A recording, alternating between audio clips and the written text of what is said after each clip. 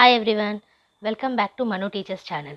So ఇవాల్టి క్లాస్లో physical science, pedagogy of physical science అనే సబ్జెక్ట్లో యూనిట్ 8 అనేది కంటిన్యూ చేస్తున్నాము. బీఎడ్ వాళ్ళకి సంబంధించిన సబ్జెక్ట్ ఇది. So already 6th unit and 7th unit అనేది అప్లోడ్ అయి ఉన్నాయి. వాటికి సంబంధించిన ప్లేలిస్ట్లు కూడా అవైలబుల్ ఉన్నాయి. సో యూనిట్కి సంబంధించిన అన్ని వీడియోస్ ఒకటే ప్లేలిస్ట్లో ఉంటాయి. ఓకే, సో ఈ 8th యూనిట్లో కూడా మనం ఆల్రెడీ స్టార్ట్ చేసాం కాబట్టి ఈ వీడియో ఎండింగ్లో 8th యూనిట్ యొక్క ప్లేలిస్ట్ కూడా మీకు కనిపిస్తుంది. చూడలేదంటే కనుక 8th యూనిట్ ప్లేలిస్ట్ అనేది ఈ వీడియో ఎండింగ్లో చూసేయండి. సో ఇవాల్టి క్లాస్లో పూలింగ్ ఆఫ్ లెర్నింగ్ రిసోర్సెస్ గురించి నేర్చుకుందాము. అంతకంటే ముందు ఛానల్ని కొత్తగా విజిట్ చేసిన వాళ్ళు సబ్స్క్రైబ్ చేసేసుకోండి.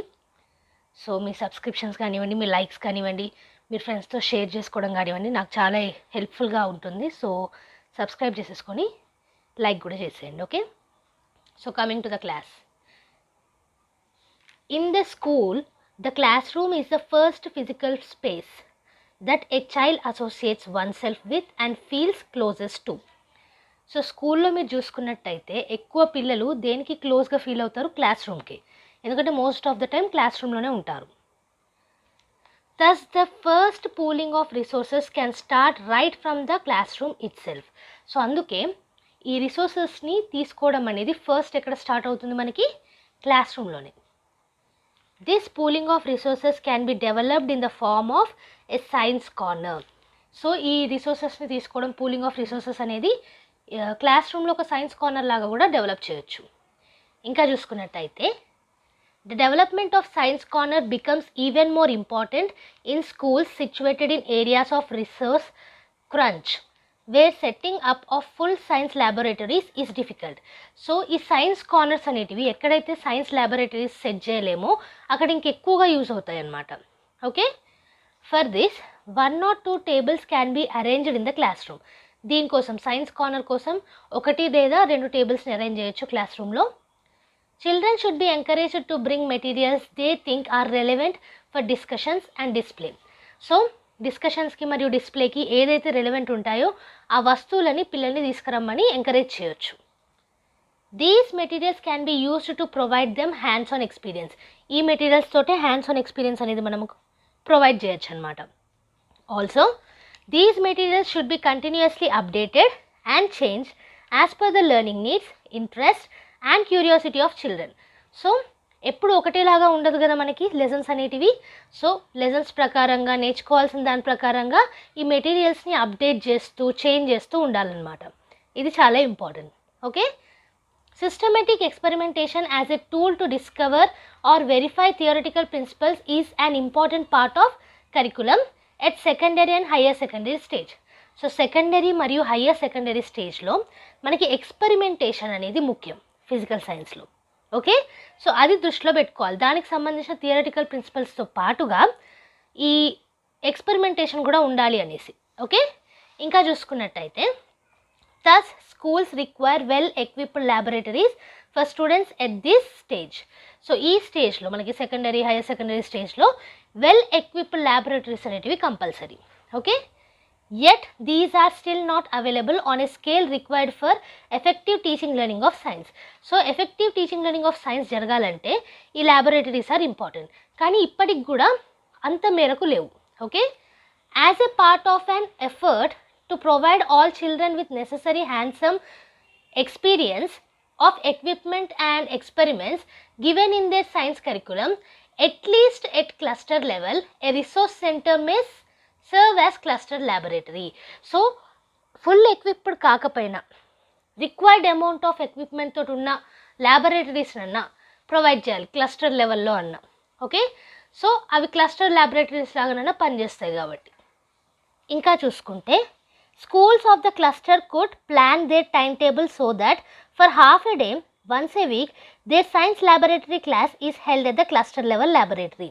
సో అట్లీస్ట్ సైన్స్ ల్యాబొరేటరీ అని లేదప్పుడు క్లస్టర్ ల్యాబొరేటరీలోనన్నా వన్స్ ఏ వీక్ లేదా ఒక హాఫ్ డే ఇట్లా టైం టేబుల్లో ఇన్వాల్వ్ చేయాల్సి ఉంటుంది ల్యాబొరేటరీస్. ఓకే, ఇంకా చూసుకున్నట్టయితే specific equipment such as telescope could be shared among schools if they are placed at the cluster centre which can then serve as a resource center. So cluster సెంటర్లో telescope లాంటి equipments ఇలాంటివి పెట్టామనుకోండి, అది resource centre లాగా కూడా మనం వాడుకోవచ్చు. Okay, for the period of teaching learning on the concerned concept the teacher can borrow materials from the centre and thereafter return them to enable other teachers to borrow them. So ఈ cluster laboratories వల్ల ఏంటంటే మనకు కావాల్సిన మెటీరియల్స్ని తీసుకొని అవి మనం పిల్లలకి explain చేసిన తర్వాత, పిల్లలకి హ్యాండ్స్ ఆన్ ఎక్స్పీరియన్స్ అయిన తర్వాత మళ్ళీ సెంటర్కి రిటర్న్ చేసామనుకోండి, మిగతా టీచర్స్ కూడా వాటిని బారో చేయడానికి, యూస్ చేయడానికి ఉంటుందన్నమాట. Okay, in fact teaching aids and other learning materials or models selected in the science exhibition can also be placed at the cluster centre. So teaching aids కానివ్వండి, ఇంకా ఇతర మోడల్స్, మెటీరియల్స్, వీటన్నిటిని కూడా science ఎగ్జిబిషన్లో ఈ select అయిన materials అన్నీ కూడా మీరు క్లస్టర్ సెంటర్లో పెట్టొచ్చు. In this way the resources gathered by one teacher can also be utilised by others and it would become possible to have multiple sets necessary for the whole class to use. So ఈ విధంగా materials అనేటివి cluster సెంటర్లో పెరుగుతాయి. Multiple materials అంటే ఒకటే material మల్టిపుల్గా ఉండే అవకాశం కూడా ఉంటుంది. అండ్ అలాగే ఒక టీచర్ తీసుకొచ్చిన ఈ వస్తువులన్నీ కూడా, సేకరించిన వస్తువులన్నీ కూడా ఇంకో టీచర్కి కూడా యూజ్ అవుతుందన్నమాట. ఇంకా చూసుకుంటే neighbouring schools, colleges or training colleges, institutions may allow students to work in the laboratories.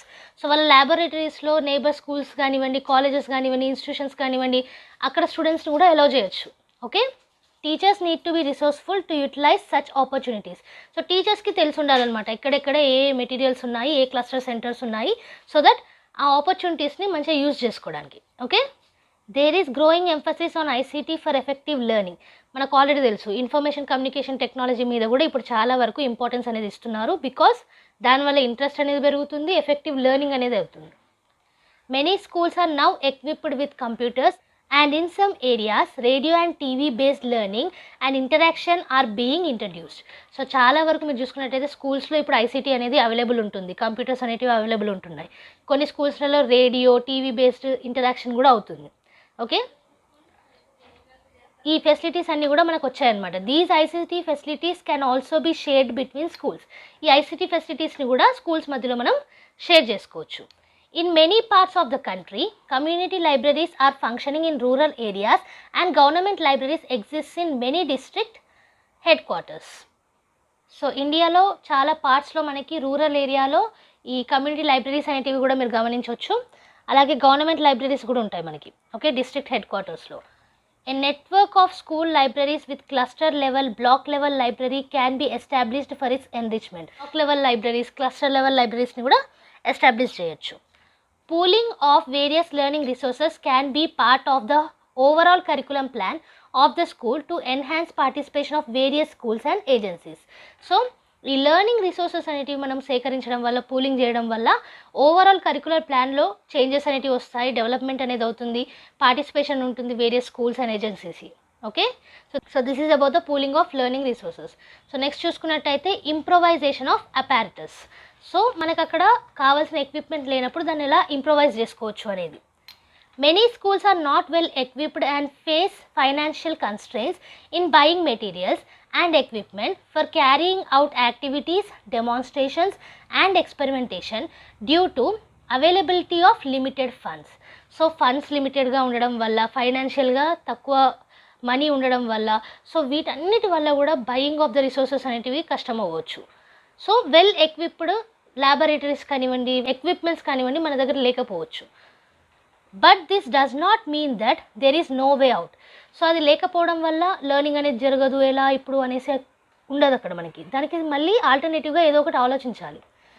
And enterprising teacher can critically look at local resources and find possibilities of carrying out innovative activities for teaching learning of science using local, low cost, easily accessible materials.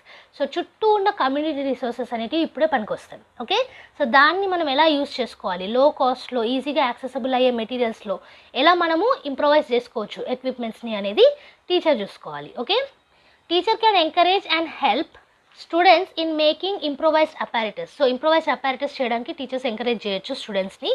With a bit of creativity and imagination, a teacher with the help of students can convert day-to-day usable articles, household waste or discarded materials and materials collected from immediate environment into valuable learning resources.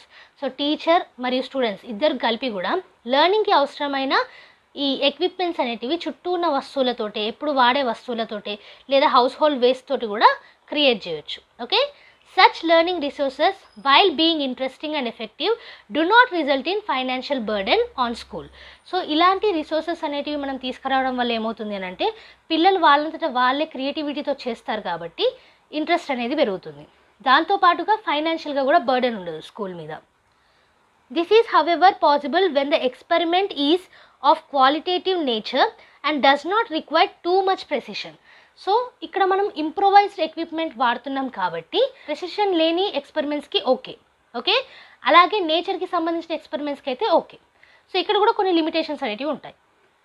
ఇంకా చూసుకుంటే students can also be involved in collecting locally available materials and improvising apparatus. So students కూడా involve చేయొచ్చు. లోకల్గా ఏం materials ఉన్నాయి వాళ్ళకి బాగా తెలుసుంటుంది కాబట్టి ఆ మెటీరియల్స్ని తీసుకొచ్చి ఎలా ఇంప్రొవైజ్ చేయొచ్చు అనేసి.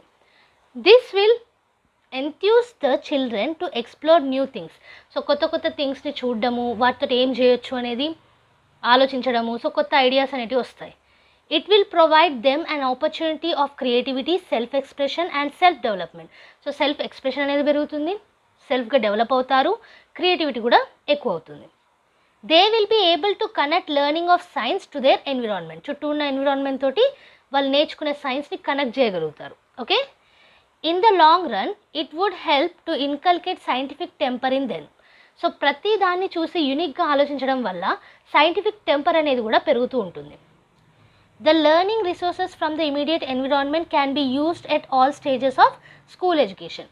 సో ఇమీడియట్ ఎన్విరాన్మెంట్ నుంచి లెర్నింగ్ రిసోర్సెస్ మనం తీసుకునేది ఎట్ ఎనీ స్టేజ్. అంటే స్కూల్లో మీరు ప్రైమరీ ఉండొచ్చు, సెకండరీ స్టేజ్ ఉండొచ్చు, హయ్యర్ సెకండరీ స్టేజ్ ఉండొచ్చు, ఏ స్టేజ్లో అన్నా ఈ ఇమీడియట్ ఎన్విరాన్మెంట్ రిసోర్సెస్ అనేటివి చాలా బాగా యూజ్ అవుతాయి. Okay, at primary and upper primary stage of school education almost all science activities and demonstrations can be done using resources from immediate environment. So చిన్నపిల్లలుగా మనం ఉన్నప్పుడు ఏంటంటే మన చుట్టూ ఉన్న ఎన్విరాన్మెంట్ తోటి మనకి ఎక్కువగా నేర్పిస్తూ ఉంటారు. అవునా, బర్డ్స్ని చూసి వాటి పేర్లు చెప్పడము, ఫ్లవర్స్ని చూసి వాటి పేర్లు చెప్పడము, సో ఇలా. Okay, at secondary and higher secondary stage many activities, demonstrations and some experiments also can be performed in physical science by using improvised apparatus. అదే హయ్యర్ సెకండరీ స్టేజ్కి వచ్చినప్పుడు చుట్టూ ఉన్న వస్తువులతోనే నేర్చుకుంటాం కానీ కొంచెం వాటిని ఇంప్రొవైజ్ చేస్తాం మనకి తగ్గట్టుగా, మన నీడ్స్కి తగ్గట్టుగా, ఇంట్రెస్ట్కి తగ్గట్టుగా. ఓకే,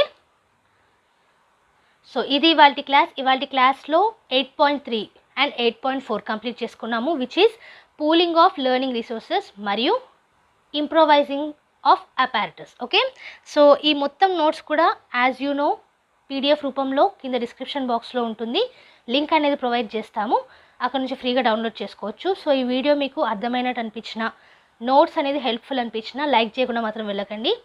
సో మీ సబ్స్క్రైబ్స్ కానివ్వండి, లైక్స్ కానివ్వండి మాకు ఎంతగానో యూజ్ అవుతాయి కాబట్టి సబ్స్క్రైబ్ చేసేసుకోండి అండ్ లైక్ చేసేయండి. Every Tuesday and Friday regular videos అంటే అప్లోడ్ చేస్తాము. బోనస్ వీడియోస్ ఎప్పుడన్నా రావచ్చు. సో ఏ వీడియో కూడా మిస్ కాకుండా చూడాలంటే కనుక మీరు చేయాల్సిందల్లా సబ్స్క్రైబ్ చేసుకొని పక్కనే ఉన్న బెల్ ఐకాన్ని ప్రెస్ చేయడం. అండ్ నెక్స్ట్ వీడియోతోటి మళ్ళీ కలుద్దాం. అంతవరకు eat, sleep, learn and repeat. And thank you for watching. Bye bye.